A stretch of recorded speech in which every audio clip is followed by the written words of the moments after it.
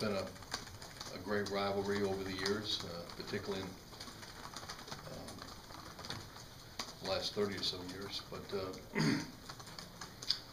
I think game day will probably be the best test of that. You know, there's so much to do right now in preparation for the game, getting ready with offense, defense, and special teams. That part of it, that emotional part, even though you know it's going to be there, hasn't quite sunk in.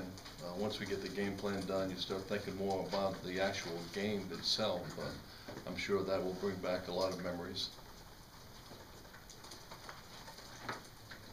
Mike, do their struggles lately offensively affect anything that you prepare for? Not really. I mean, they're running the ball very well, and they won the. I think they're ranked in the top 20 or top 15 in rushing, and so they have some big backs that can grind it out. I know they're playing with young quarterbacks. It takes time for those guys to get comfortable, but they both quarterbacks, McCoy and Ash, have talent, and they have some excellent receivers. So it's not like you can ignore them. They're good receivers, and they have a lot of variety where they're able to run some fly sweeps with the receivers and just do different things to try to dress up the offense, which is what they've done. They'll have a couple of trick plays. It seems like every ball game they try to hit a big play on you. They had a big play when McCoy went into the game off of somewhat of a trick play, not a trick, but a well-designed play. And, so I'm sure they'll have some of those wrinkles in this game plan. Is Judy going to be available, Coach? He practiced some yesterday and looks like he might be finally healed up and ready to go, so I'm hopeful that he'll be able to go for us. Is this the best defensive front you guys will face this season across the board? I'd say the linebackers and the D-line and the outside linebackers, the corners do a good job. Safeties, I think they're the best defense collectively that we would have faced this year. A&M has made it clear from its side that it would like this series to continue even in different leagues. UT has said otherwise. What are your thoughts on it? Would you like to see it continue? Well, I hate to see the end of anything that has such rich history and tradition come to an end.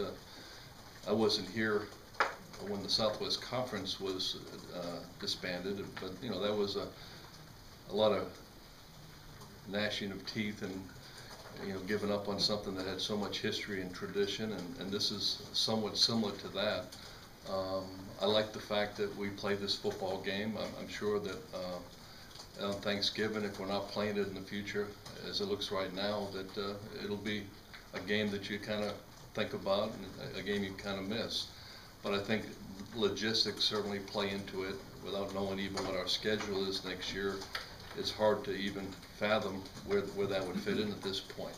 But it will definitely be a game. I think it's a very special game. I think it's you have two great universities in the state of Texas with Texas high school football players playing against each other.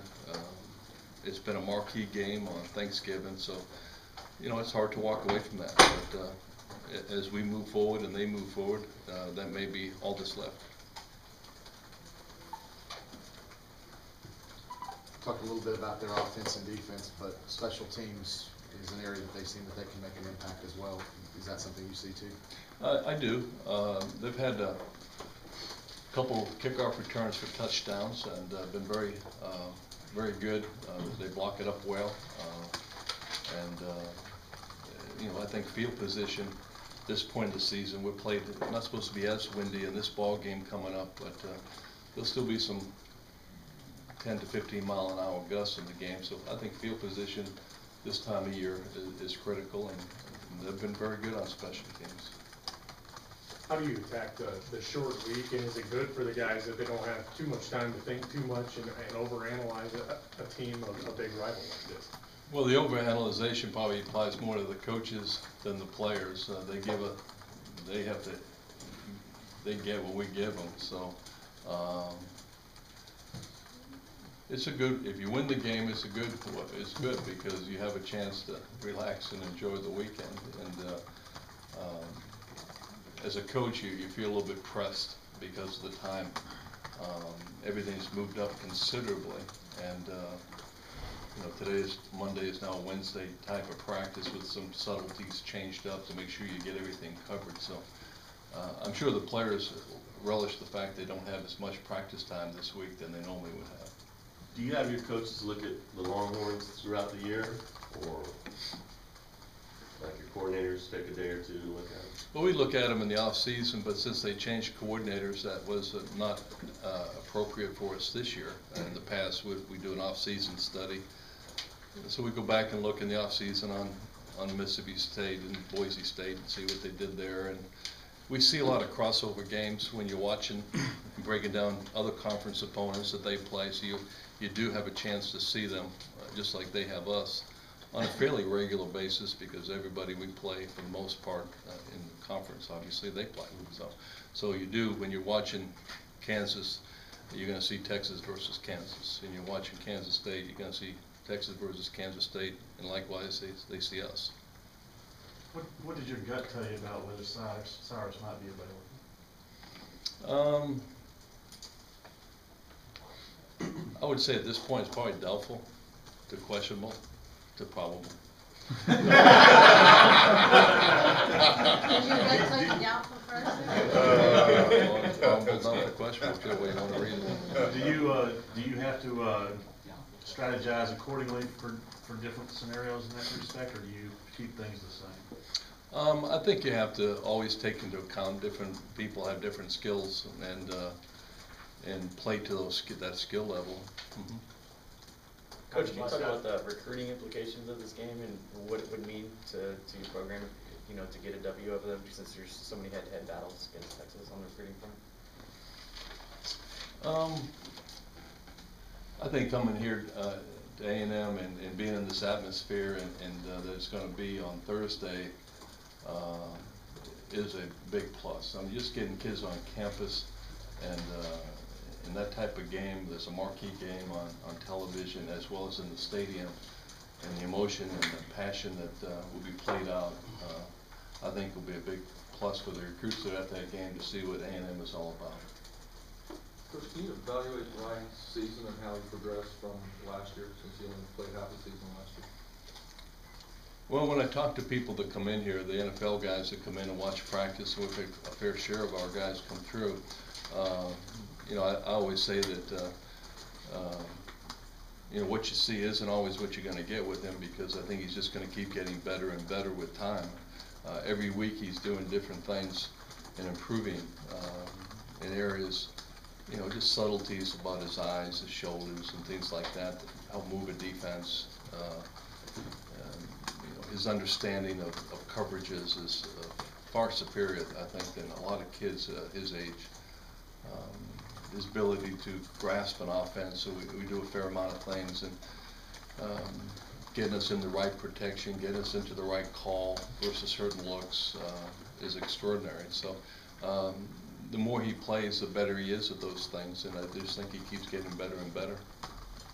When they come in, they look at his athleticism. Is that one of the things that they're really interested in as far as they don't talk, I'm the one that usually brings that up. I say, he's one of our leading receivers at one time, and because when you watch practice, he's not, really running around a whole heck of a lot, except if we're moving him on some things. So I said, don't discount the fact that he's a heck of an athlete. That we're probably hard pressed to find a better athlete out there than him, but he's a quarterback without a question at that level, and I think he'll play for quite some time. Mike, is Jeff Fuller okay, healthy? He's got a little bit of a turf toe, but he seemed to have worked through that. How was his game on Saturday coming off the bench? I thought he did good. Did he do well enough to get back into the lineup?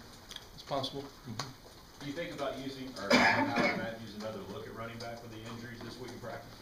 Not really. He's got his hands full over there. To take him over to offense and teach him all the intricacies he'd have to know in pass protection and route running and running the football, I think it would be a disservice to him and also the guys that we've been working with. So we'll continue to work with the guys we have. How important was it for Randolph to get those 9 carries, to get that experience going Well, I think it's good because I think the most important play was the one he fumbled on, because to get that out of his system and realizes that you got to really hang on to that football. So as he came over the sideline, I asked him what happened and how it happened. He told me exactly, and kind of had his head down and lost control. You know, wasn't protecting the ball the way he should have. So the fact that that happened in the game that we had well in hand, I think helps us. And then, you know, I think getting his pads and getting knocked around a little bit helps him, maybe takes the edge off of such a big game that we're going to be playing in this week.